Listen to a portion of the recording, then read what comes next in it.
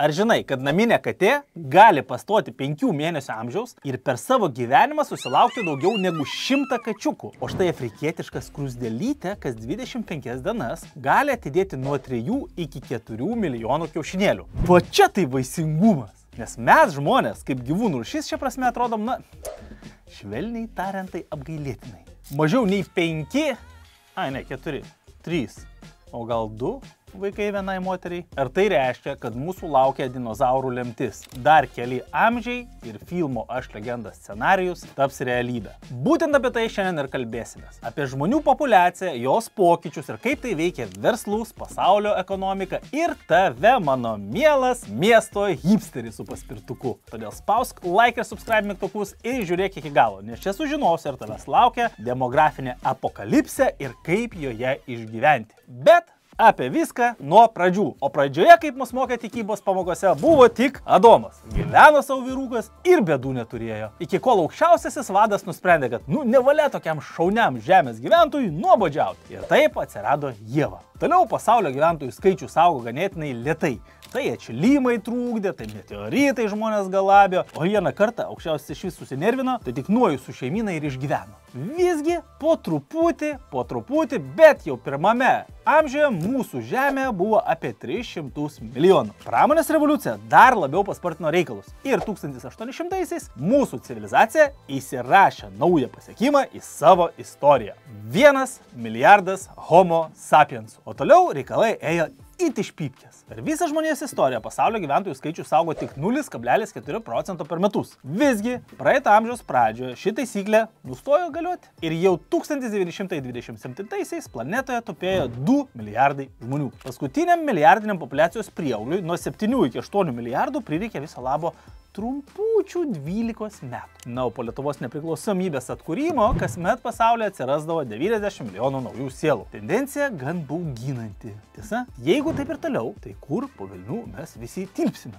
Skubu tave nuraminti. Trečiame lūte nuo Saulės vietos užteks visiems. Ir tą sakau ne aš, o Jungtinių tautų prognozės. Pasak jų, žmonija iki 2080 metų pasieks 10 milijardų gyventojų žymą, o tada finita la komedija. Žmonių skaičius pradės lėtai, bet užtikrintai mažėti. Nors to plika akimi dar nematome, kai kur šitie procesai jau vyksta. Ypač turtingose šalise. Štai, pavyzdžiui, Japonijoje gyventojų skaičius mažėja bene drastiškiausiai. Kas valandą jų grynasis žmogiškasis nuostolis siekia 100 individų. O tokiose valstybėse kaip Italija, Pietų Korėja ar Lenkija iki amžiaus pabaigos žmonių skaičius gali sumažėti per pus. Tačiau net ir Kinijai su jos vieno vaiko X politika paišomas gala liūdnas scenarius. -2/3 populiacijos per nepilną šimtmetį. Kaip juokauja rašytojas Daryl Bricker, su tokiais gyventojų senėjimo nykimo tempais, žiūrėk, tuoj ir dėl imigrantų pradėsi muštis. Visgi, kur du pešasi, laimi trečias. Šiuo atveju nugalėtojų skelbiu Afrikos kontinentą. Žemynė, kur apie prezervatyvus ir toliau niekas nieko nežino, populiacijos augimo tempai ir toliau auga it atmėlių. Štai tokie mielai Nigerijoje šiuo metu gyvena 223 milijonai žmonių. Prognozuojama, kad iki 2050-ųjų šis skaičius sieks 400 milijonų piliečių. Kitų žemyno šalių matomai laukia irgi įdomi ateitis. Štai Egipte per ketvirtadalį amžiaus gyventojų skaičių padidės 120%. Kongo demokratinėje respublikoje 304%. O Tanzanija tikriausiai planuoja savo palikuonimis užtvindinti visą planetą. Čia prognozuojamas net 378% populiacijos prieaugis. Šia prasme mes, europiečiai, atrodom kaip tokie savotiški outsideriai. Lūzeriai, kitaip tariant. Pavyzdžių toliai ieškoti nereikia. Gimstamumas mūsų pačių Lietuvoje per paskutinius 20 metų sumažėjo beveik 44%. Realiai galvoje netelpa, bet 1994 metais mūsų žemėje gimė 42 tūkstančiai plus vaikų. O vat praeitais metais net 19 nedatraukėm. Nei kosminiais greičiais augantis vidutiniai ir minimalūs atlyginimai, nei gerėjanti gyvenimo kokybė. Niekas neskatina mūsų daugintis, nors tu ką. Kasmet didėjantis vaiko pinigai net ir šitie negelsia nuo demografinio nuosmukio. Beje, šiais metais ši išmoka padidėjo kaip niekad anksčiau. Net 27,3% palyginus su 2024-aisiais. Ne piniguose laimė, o jų kiekį? Net ir šitą taisyklę čia negalioja. Štai dvigubai didesnių vaiko pinigų tėvynėje, Vokietijoje, situacija yra ne ką geresnė. Šiandien čia gyvena 83 milijonai žmonių. Visgi prognozuojama, kad iki 50-ųjų šis skaičius sumažės iki 69 milijonų sielų.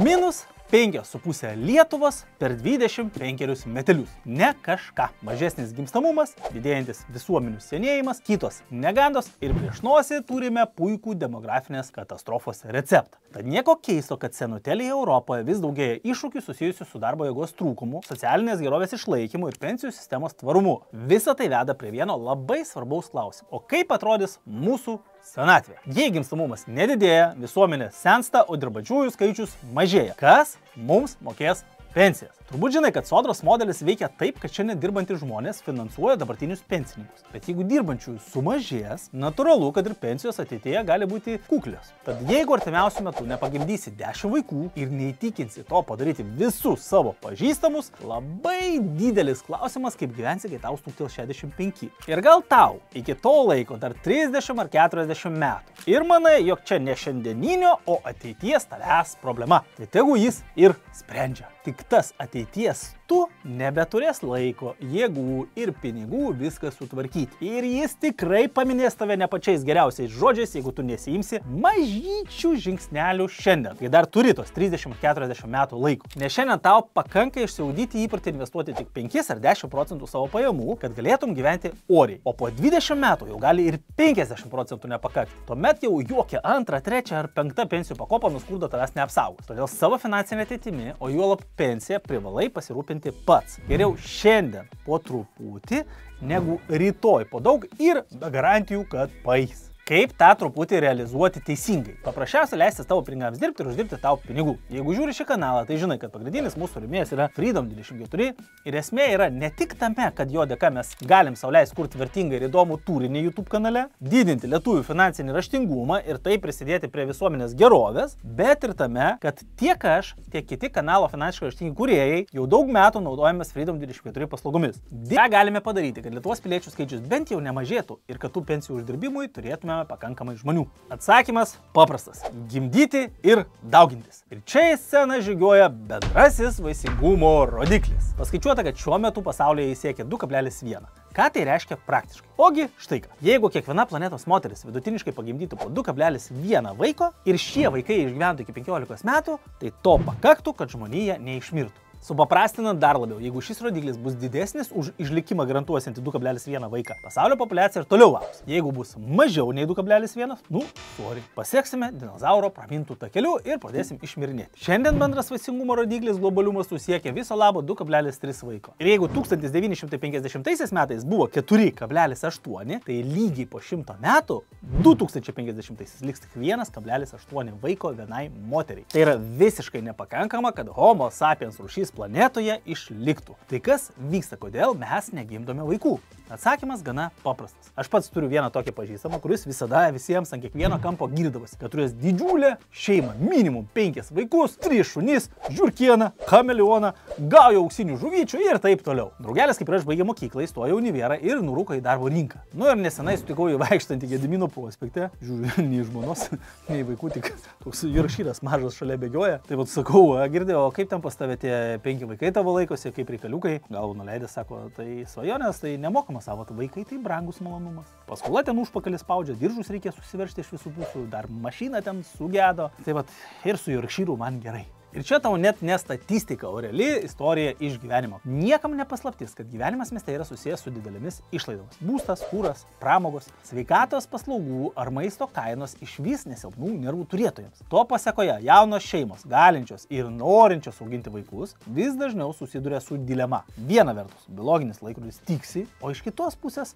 vaiko įnuomojama kamorkė irgi parsivežti nesinori. O pasižiūrėjus į Vilniaus būstų rinką, jaunam žmogui kito varianto kaip ir nelabai belieka. Visgi net ir tai neatbaido žmonių nuo gyvenimo didmiesčiuose. 23 metais net 56% pasaulio gyventojų gyveno būtent miestuose. Prognozuojama, kad iki 50-ųjų šis skaičius sieks jau 70%. Taip sakant, grynas oras ir ekologiškos daržovės tiesiai iš daržo yra gerai, bet vis tiek visi strimgalviais lekia gyventi į Vilnių. O tai padaręs jaunimėlis, pinigų vaikų gimdymui retai ir teturi. Juk tokių miestų kaip Londonas ar Tokijas vidutinė būsto nuomos kaina dažnokai viršė 3-4% procentų namų ūkio pajamų. Išlaidos maistui statistiškai gali sudaryti iki 15-20 metinio šeimos biudžeto. Apie mūsų sostę tai iš vis jau geriau patylėti, nes čia gimdyti palikuonis ar nuomotis padoresnį butą greitų metų išgalės tik milijonieriai. Ir šiaip, mieste gyvenančio žmogaus mentalitetas smarkiai skiriasi nuo kaimo vietovės gyventojo mąstymo. Juk miestiečių svarbiausia yra kas?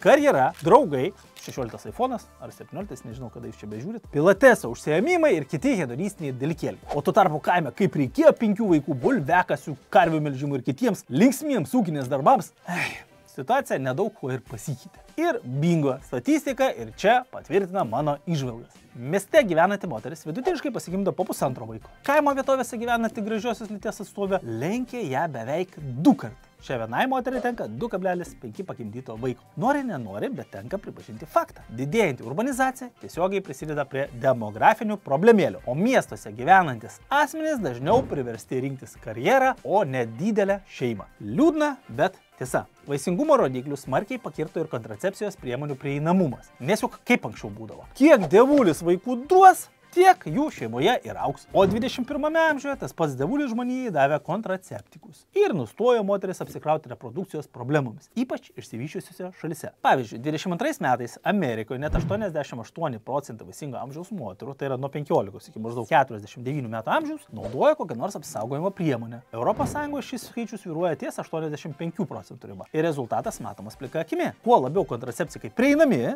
tuo mažesnis gimstamumas tame krašte. O ta afrikietės, žiūrėk, ir toliau vidutiniškai pasigimdo po 4-6 vaikus ant galvos. Nes prezervatyvus jos net ir mūsų dienomis dažniausiai matom, nebent televizoriaus ekranos. Tuo tarpu pažengusiose valstybėse vyksta atvirkštinis procesas. Čia diureksą gali nusipirkti kiekvienoje vaistinėje ar vieno X dydžio maksimą. O įmantresnės kontracepcijos priemonės valstybė neretai dar ir kompensuoti pati pasisiūlo. Iš vienos pusės šaunu ir smagu, nes lytiškai plinančių lygių kiekis bent jau teoriškai mažėja, nepageidaujamų nėštumų skaičius irgi menksta, mažiau abortų, mažesnė gyvybės landelių ar vaikų namų apkrova, vieni pliusai. Bet iš kitos pusės, kaip sako vienas mano pažįstamas, kontracepcija tai tobulas žmonijos naikimo įrankis. Bent jau ilguoju laikotarpiu. O štai auksinio milijardo teorijos šalininkai irgi mėgsta pasidraskyti. Pasak jų, mūsų žemė neguminė, resursų joje visiems tikrai nepakaks. Bent jau ilgam. Belieka kas? Teisingai pasistengti, kad išteklius reikėtų paskirsti tarp kuo mažesnio žmonių kiekį. 8 milijardai alkanų žmogystų šį paveikslą, niekaip gražiuoju ir neįsipaišo. Optimaliausias scenarijus, kad planetoje liktų